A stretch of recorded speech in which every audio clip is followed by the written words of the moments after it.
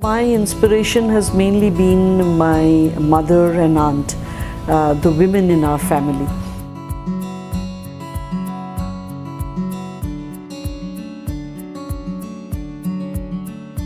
When I was very young, we were in Bhilai, and Bhilai, as you know, is one of the steel plants, and at that point of time Bhilai was just getting built. The men in the family, that is my father, he used to sometimes come back after 72 hours straight because casting was going on and the plant was getting constructed.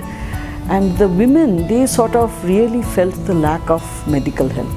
And that was one time when I found that my mother decided that she would study homeopathy. And I would see her studying at 2 in the night for getting through the examinations, getting her certification. And then when I was in class 6, she used to go out in the evenings in order to practice. And in fact, she died at the age of 90. 3 months before she expired. Even at that age, she was still giving medicines. So I've seen from these people, you know, how you can be professional and how you can achieve something if you really put your mind to it. They really have been the main inspirations.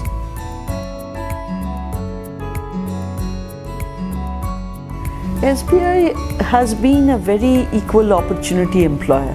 Women are really not discriminated against. At least where promotions, postings were considered, it has been mainly based on merit.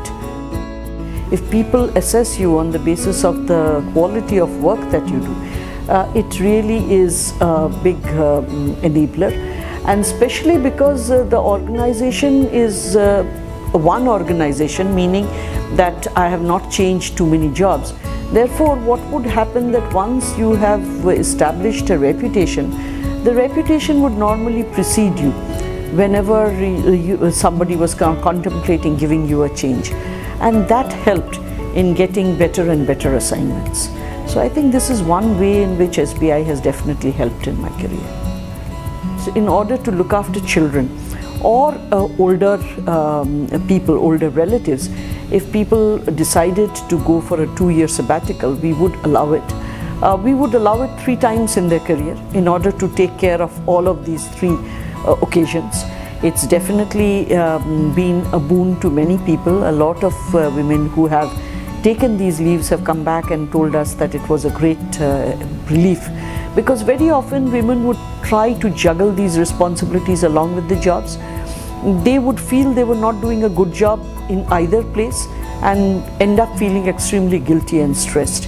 Here at least, you know, they could go with a easy mind that, you know, they were doing their best for one particular priority and that they would be able to come back after the requirement was over. In fact, I've had people who have taken leave for a year to look after a aged relative. They've come back in 3 months after the relative has become better. It was not required for them to sit at home. So they come back and they work doubly hard. So I think it's been a good thing. The other women-friendly initiatives that we have taken, one of course is to create an internal blog so that people who need support can be supported by people who have been through these problems, the same idea as you have with your magazine. The second is, as you know, in our bank, people have to do some amount of service in rural areas. It's very often very difficult for women to find places to stay in such areas. So we have now agreed that we will have what are called chamaris, which are basically shared accommodation at nearby large towns, so that 4 or 5 women can stay in one place, which we will hire on the bank's books, and we will allow these people to stay there so that they can go to the neighboring villages and complete their rural service.